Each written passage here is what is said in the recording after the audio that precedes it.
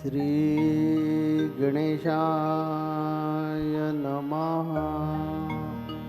श्री सरस्वते नमः। श्री गुरुभ्यो नमः। जगद्गुरु नरेंद्राचार्य महाराज की जय। सद्गुरु काडसिद्धेश्वर महाराज की जय।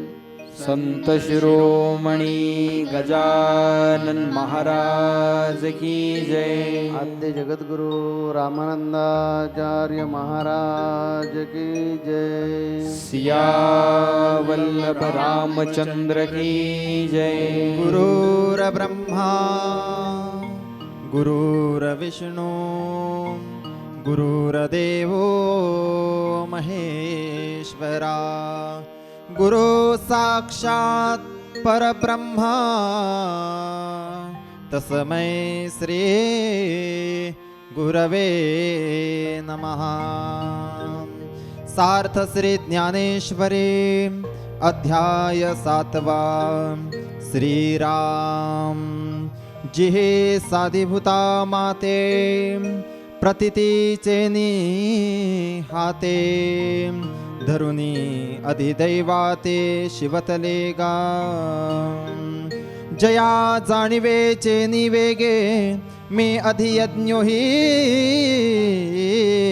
दृष्टिरिगे ते तनु तेनी वियोगे विरये नवते एर्हवे आयुष्याचे सूत्र बिघडता भूतांचे उमटे खडाडता कायन मरतयाची याही चित्ता युगांतो नो हे परिज्ञेनो कैसे पैगा जे जडोनी गेले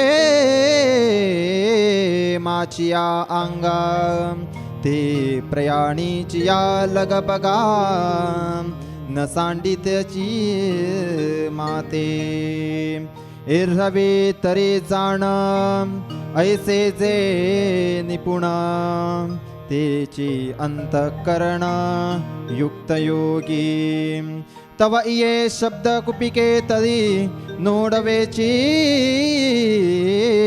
अवधानाची अंजुरी जे नावेक अर्जुन तये वेरी मागाची होता पुंडलिक वरदे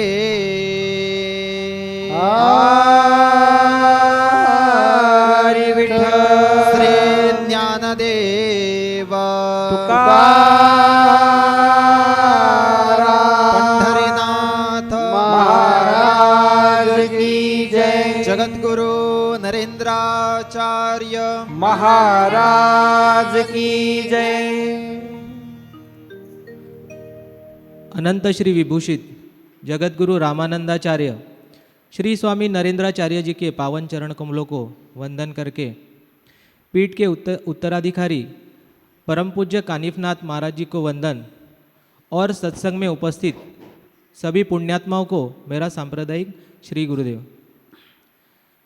पिछले सत्संग में हमने जगतगुरु श्री से अत्यंत सरल भाषा में जाना कि एक आर्त की, एक अज्ञानी की अज्ञान से ज्ञान की ओर की यात्रा कैसे संपन्न होती है।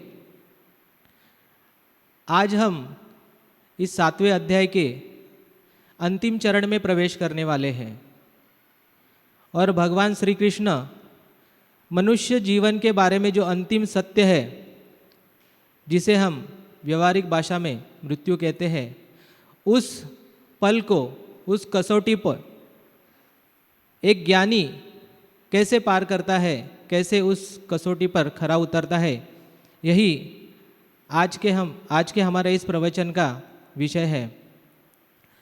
इस अध्याय के शुरुआत में ही भगवान श्री कृष्ण कहते हैं कि हे अर्जुन, मैं तुम्हें वह ज्ञान देना चाहता हूँ जो व्यवहारिक है, विशेष है और दिव्य भी है। वे कहते हैं कि इस ज्ञान को पाने के बाद, मुझसे इस ज्ञान को सुनने के बाद तुम्हारे लिए कुछ भी जानना शेष नहीं रह जाएगा, तुम्हारे लिए अज्ञेय कुछ भी नहीं रहेगा। तुम मुझ परमात्मा तक पहुंच सकते हो मुझे जानकर, और उस वक्त तुम तुम्हारे सभी बंधनों से मुक्त हो जाओगे, तुम अज्ञान से मुक्त हो जाओगे। अब भगवान श्री कृष्ण जिस अज्ञान की बात कर रहे हैं, जिस बंधनों की बात कर रहे हैं, वो क्या है? तो इस धरती पर, इस विश्व में परमात्मा के दो रूप है, एक है सगुण और दूसरा निर्गुण। उसी के बारे में भगवान श्री कृष्ण, उसी ज्ञान के बारे में भगवान श्री कृष्ण बताना चाहते हैं कि सगुण क्या है और निर्गुण क्या है। भगवान कहते हैं ये जो दृश्य जगत है, जो हमें दिखता है, जो जड़ सृष्टि है, इसी को हम सत्य मान लेते हैं, यही अज्ञान है। उस परमात्मा को हम देख नहीं पाते जो इस जड़ जगत को, इस सृष्टि को धारण किए हुए है। हम इस भौतिक शरीर को, इस मैं को सत्य मानते हैं, यही अज्ञान है। और भगवान श्री कृष्ण इसी बात का ज्ञान अर्जुन को देते हैं। जैसे हम रास्ते से चलते हुए किसी रस्सी को देखते हैं और भय के कारण हम समझ लेते हैं कि ये तो सर्प है, लेकिन जब कोई व्यक्ति बड़े विश्वास से हमारा हाथ पकड़कर उस रस्सी की तरफ लेके जाता है और हमें अनुभव कराता है कि गौर से देखो ये रस्सी है, सर्प नहीं है, वो सर्प का भय हमारे मन से निकल जाता है। इस कथा से हमें यह बात ज्ञात होती है कि सद्गुरु भी हमारे जीवन में इसी प्रकार प्रकट होते हैं और हमें इस बात का अनुभव कराते हैं कि तुम शरीर नहीं हो, तुम आत्मा हो, तुम अमर हो, तुम अविनाशी हो, लेकिन तुम इस भ्रम में पड़ गए हो कि तुम शरीर हो। तुम्हारे अंदर जो मैं है वह ये शरीर से तुम्हारा तादात्म्य होने के कारण है। यहाँ पर एक छोटी सी सुंदर कथा मुझे याद आती है। जो बंदर पकड़ने वाला शिकारी होता है ना, वो क्या करता है, एक छोटे मुंह वाला घड़ा लेता है और उस घड़े को मिट्टी में पूरी तरह छुपा देता है और उसका मुख दिखे इतना ही वह उस घड़े को बाहर रखता है, मिट्टी के बाहर। फिर वो क्या करता है, उस घड़े के आसपास कुछ चने बिखेर देता है और उस घड़े के अंदर भी कुछ चने डाल देता है। अब जो बंदर होता है, जब उसे वह चने दिखाई पड़ते हैं तो वह चनों की तरफ आकर्षित होता है।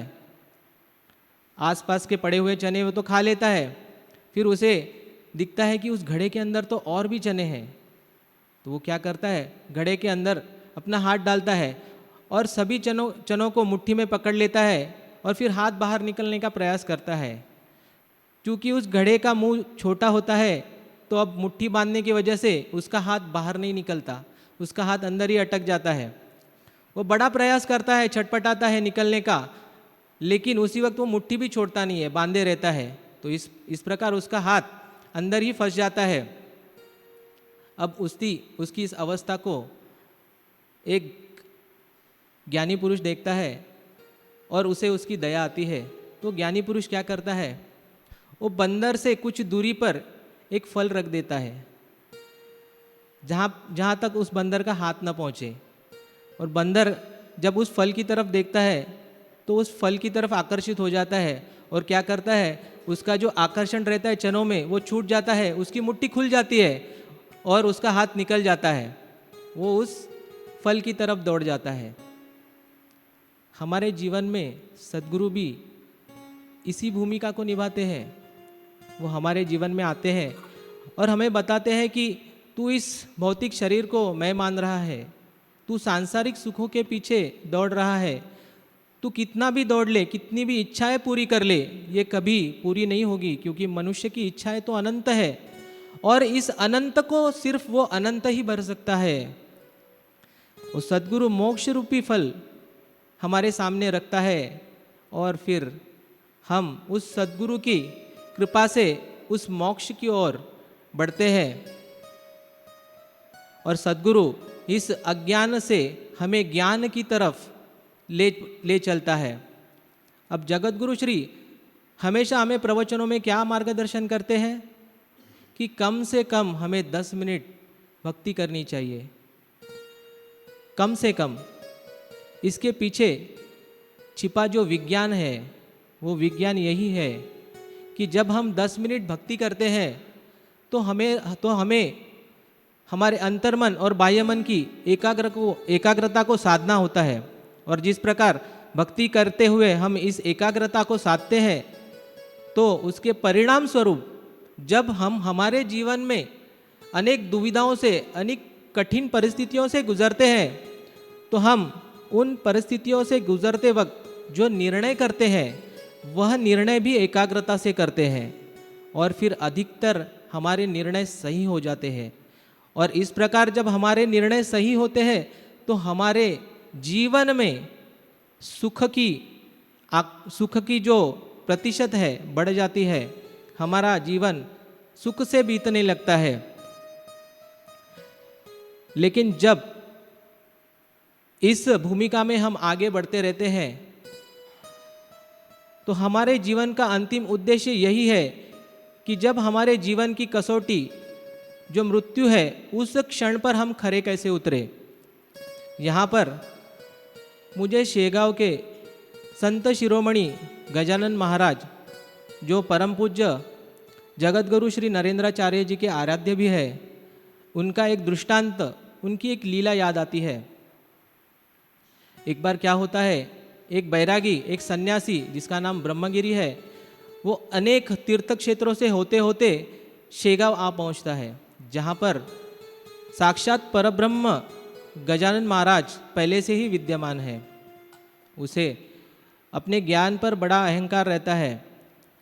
जैसे ही वो शेगांव पहुंचता है तो शेगांव वासियों से कहता है कि आज मैं यहाँ आया हूँ और आपका बड़ा सौभाग्य है कि आपको मुझे मेरी सेवा करने का सौभाग्य प्राप्त हुआ है, तो जाओ मेरे लिए रहने का, खाने का प्रबंध करो, साथ ही तुम्हारे खेतों में मेरे प्रवचन की भी व्यवस्था करो ताकि मैं मेरे ज्ञान को इन अज्ञानी लोगों में बांट सकूं।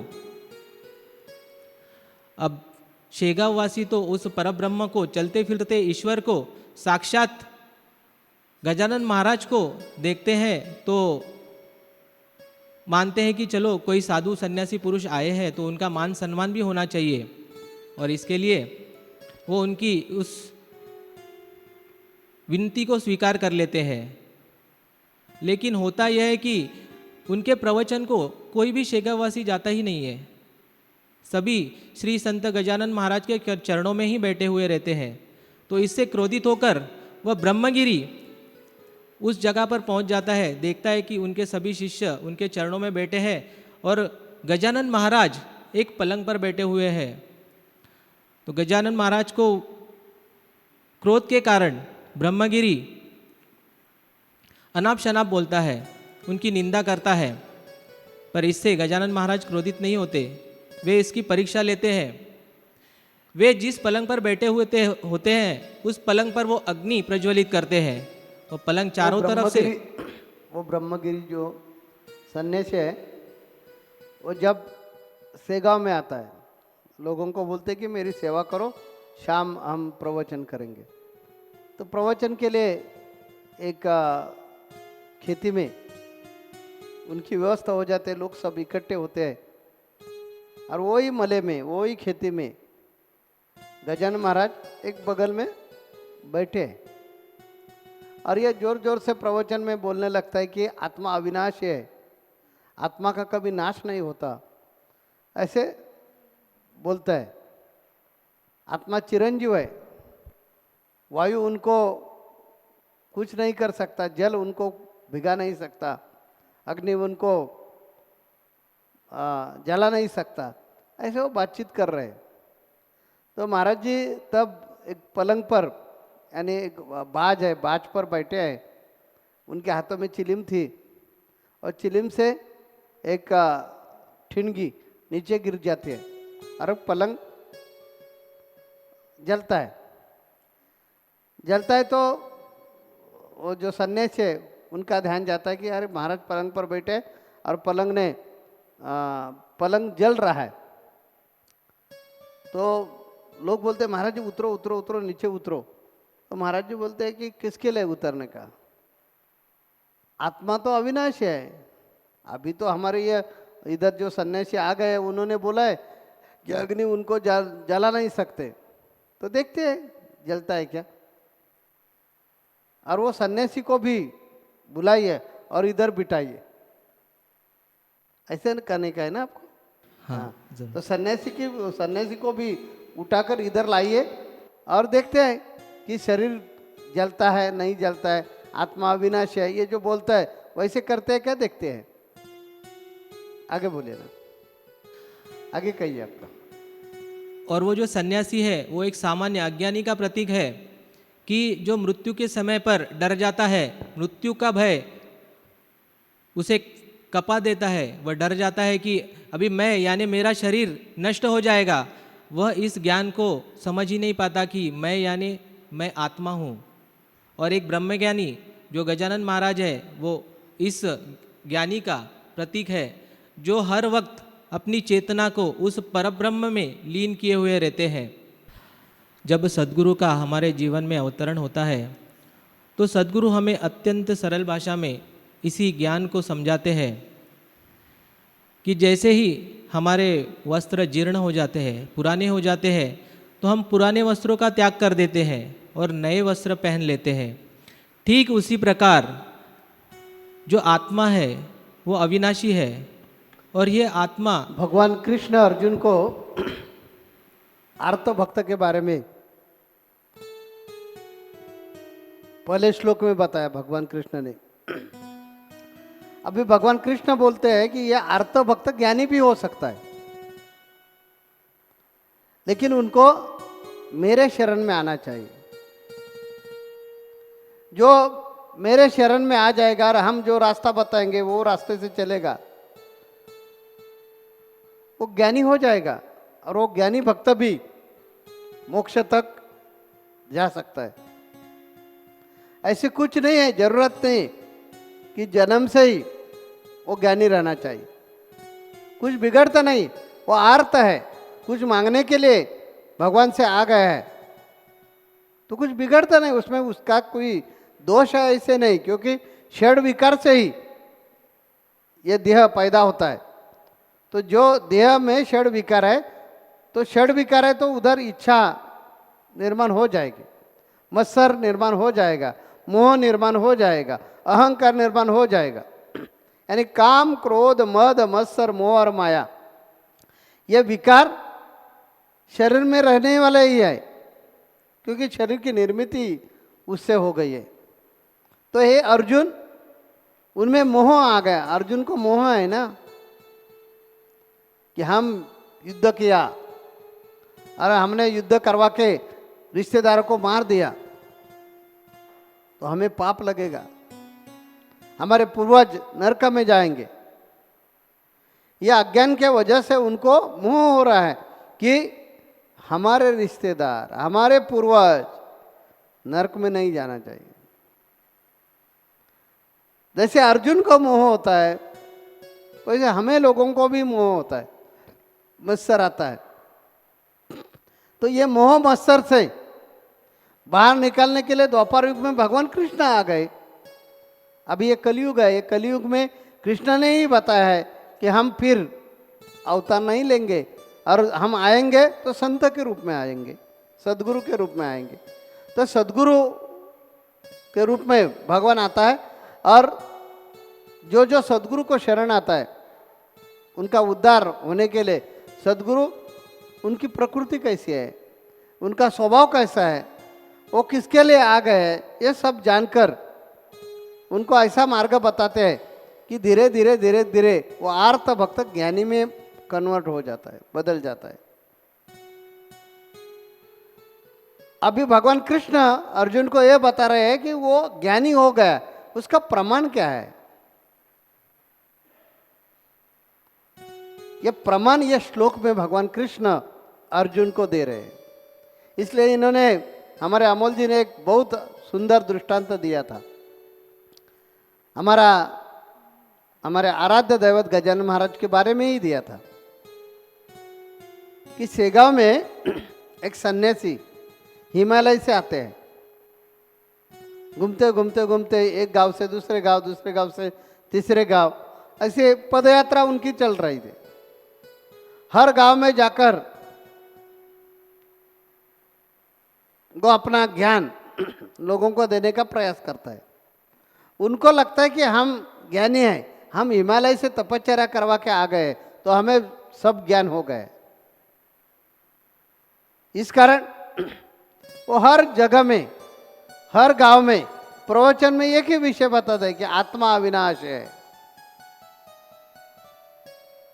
आत्मा को कोई जला नहीं सकता, भिगा नहीं सकता, हिला नहीं सकता, नष्ट नहीं कर सकता, और शरीर नाशिवंत है। ऐसे हर प्रवचन में वो बताता था। वैसे शेगांव में भी प्रवचन में बताने के लिए शुरुआत की, लेकिन किसके सामने? एक ज्ञानी पुरुष के सामने, क्योंकि गजानन महाराज वही मले में बैठे थे बाज पर, और वही मले में उनका प्रवचन शुरू था कि आत्मा कभी भी नष्ट नहीं होता। उनका कहना ठीक है, लेकिन अनुभव चाहिए ना। हमारा विज्ञान भी ऐसे बताता है कि ऊर्जा कभी नष्ट नहीं होती, ऊर्जा रूपांतरित होती है।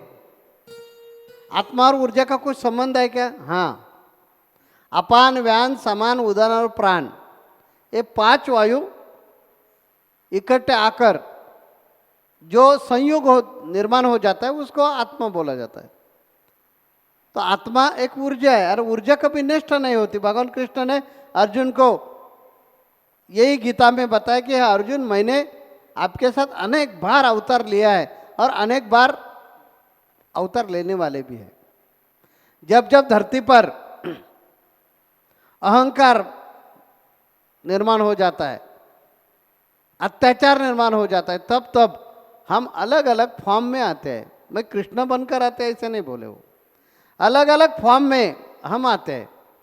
कभी राम बन के आएंगे, कभी शिव बन के आएंगे, कभी कृष्ण बन के आएंगे, कभी गजानन महाराज बन के आएंगे, कभी ज्ञानेश्वर महाराज बन के आएंगे, कभी तुलसीदास बन के आएंगे, कभी रामानंदाचार्य बन के आएंगे। अलग अलग फॉर्म में हम आएंगे और ज्ञान देने का प्रयास करेंगे। वैसे वो भगवान कृष्ण गजानन महाराज जी के रूप में ये धराधाम पर अवतरित हुए हैं, और उनके सामने वो सन्यासी जिनको कुछ अनुभव नहीं है,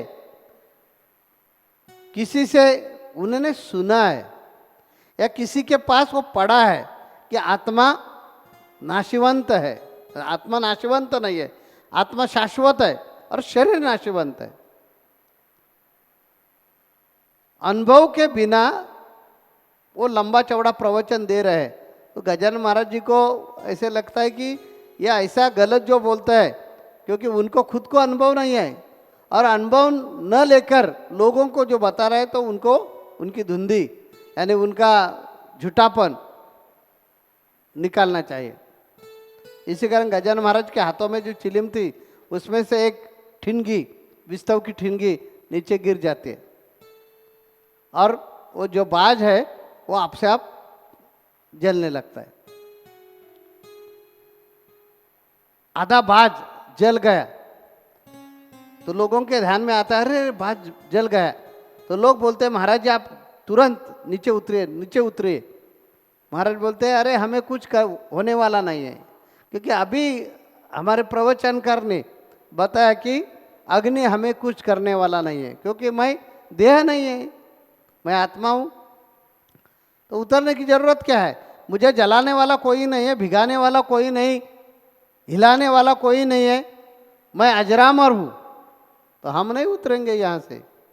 और उनको भी बुलाइए, जिन्होंने अभी आपके प्रवचन में बोला ना, उनको भी बुलाइए और उनको सिद्ध करने दो। लोग तुरंत उठे और सन्यासी के पास गए और बोले, महाराज जी चलिए चलिए, आप बैठो उधर और आपने जो बोला वो सिद्ध करो। तब उनके ध्यान में आ गए कि हम अज्ञान के वजह से ये प्रचार कर रहे हैं, लेकिन हमें खुद को उसका अनुभूति नहीं, उनकी प्रचिति नहीं है, तो मुझे ये बोलने का अधिकार नहीं। वैसे है हे अर्जुन, जो ज्ञानी भक्त है, वो ज्ञानी भक्त कभी आपके मुख से हवा निकालते नहीं, यानी बड़बड़ करते नहीं। ज्ञानी भक्त मृत्यु को कभी डरते नहीं है। जैसा जन्मदिन का हम मंगलमय 16 निर्माण करते हैं या मंगलमय 16 में शामिल होते हैं, वैसे ज्ञानी भक्त है जब मृत्यु आता है तो मृत्यु के क्षण भी वो कभी विचलित नहीं होता, भगवान को दोष नहीं लगाता। ऐसे अनेक सत्पुरुष है, उसमें ज्ञानेश्वर महाराज है, उन्होंने खुद से आपके हाथों से समाधि ली। निवृत्ति दादा को बोले कि चलो अभी हमें रुकने का है। उसमें गजानन महाराज है, अनेक सिद्ध पुरुष जिन्होंने आत्मज्ञान मिलवाया है, वो कभी भी मृत्यु को डरते नहीं है, क्योंकि उनको मालूम है ये शरीर नश्वर है और उसमें जो मैं हूं वो अजरामर है, वो कभी खत्म होने वाला नहीं है। तो ये अर्जुन, ये ज्ञानी व्यक्ति का लक्षण है। वो ज्ञानी व्यक्ति कभी भी मृत्यु को डरती नहीं है। आपके मन में ऐसे आएगा कि अभी ये ऐसे अर्जुन को क्यों बोल रहे हैं, क्योंकि ये जो संभाषण शुरू है कुरुक्षेत्र पर चालू है। भगवान कृष्ण उनको भक्ति योग बता रहे हैं और भक्ति योग में भगवान कृष्ण अर्जुन को यह सिखा रहे हैं कि मेरे 4 भक्त, एक आर्त, अर्थार्थी, जिज्ञासु और ज्ञानी। तो ज्ञानी तो मुझे प्रिय है, ये पहले ही उन्होंने डिक्लेयर किया है। और अर्जुन को बताया ना, अर्जुन को इनडायरेक्टली भगवान ने ये बताया था कि आप आर्त है, लेकिन स्पष्ट बोले नहीं थे, क्योंकि आपको कुछ अपेक्षा है भगवान से। ये अपेक्षा ऐसी है कि मुझे युद्ध करने के लिए मत बताइए, ये अपेक्षा है ना उनके मन में। इस कारण अर्जुन को भगवान को जो संदेश देने का था कि आप ज्ञानी नहीं है, आप आर्त भक्त है, तो अर्जुन को मिला है संदेश कि हम आर्त भक्त है। तो आर्त भक्त से आप ज्ञानी कैसे हो सकते हैं, ये भी भगवान ने बताया ना। आर्त भक्त ज्ञानी भी हो सकते हैं, लेकिन आर्त ने यह ध्यान में रखना चाहिए, मुझे भगवान से कुछ नहीं चाहिए, मुझे भगवान चाहिए। यानी यह अर्जुन, आपके मन में जो है, मेरे से जो इच्छा है कि यह मुझे भगवान कृष्ण ने देना चाहिए, ऐसी जो आपके मन में अपेक्षा है कि मुझे युद्ध करने को मना करना चाहिए, ये जो मेरे से आपकी इच्छा है वो मन से हटाइए। और वो इच्छा अपने मन से हटाई कि मृत्यु होने वाला है, तो मृत्यु को कोई डरने की जरूरत नहीं, कभी डरने की जरूरत नहीं। ज्ञानी व्यक्ति का लक्षण यही है कि वो कभी भी मृत्यु को डरते नहीं। ऐसा इनडायरेक्टली भगवान कृष्ण को अर्जुन को संदेश देने का, इसी कारण ये पंक्ति है। ये पंक्ति में भगवान कृष्ण बताते हैं कि हे अर्जुन, जो ज्ञानी है, ये वो ज्ञानी भक्त मेरा मृत्यु को कभी डरता नहीं है। जब मृत्यु आता है तो जैसे त्योहार बनाते हैं वैसे वो त्योहार बनाएगा मन में, वो डरेगा नहीं। यानी इनडायरेक्टली भगवान कृष्ण ने अर्जुन को यह संदेशा दिया है कि आपको वैसे बनना जरूरी है। लेकिन भगवान कृष्ण डायरेक्ट उनको नहीं बोल सकते ना, आप आर्त भक्त है, आपके मन में अपेक्षा। आर्त का अर्थ ऐसा कि अपेक्षा रखने वाला, सुख की अपेक्षा रखने वाला। और अर्जुन के मन में सुख की ही अपेक्षा है ना, कि वो युद्ध को, हम बार बार बता रहे हैं कि वो युद्ध को डरा नहीं है, मरेंगे इसके लिए डरा नहीं है, पूर्वजों को पाप लगेगा, वो पाप को डर रहे हैं ना वो। इस कारण भगवान कृष्ण ने मुझे बचाना चाहिए वो पाप से, यह अपेक्षा ही है ना, यानी वो आर्त है। तो आर्त भक्त भी ज्ञानी हो सकता है, ये इनडायरेक्टली भगवान कृष्ण ने उनको बताया। और आप ज्ञानी बन गए कि मृत्यु को डरेंगे नहीं, ऐसे उनको समझाने का है। तो ये श्लोक में ऐसे समझाकर इधर 7वां अध्याय खत्म हो गया है। हम अगले सत्संग में 8वां अध्याय को प्रारंभ करेंगे। अर्जुन को ये जो संदेशा दिया है तो अर्जुन पर क्या परिणाम हो गया है, अर्जुन की क्या आगे इच्छा है, वो हमें 8वें अध्याय में सुनने को मिल जाएगी। तब तक हम इधर हमारे वाणी को विराम देते हैं। जगत गुरु नरेंद्राचार्य महाराज की जय।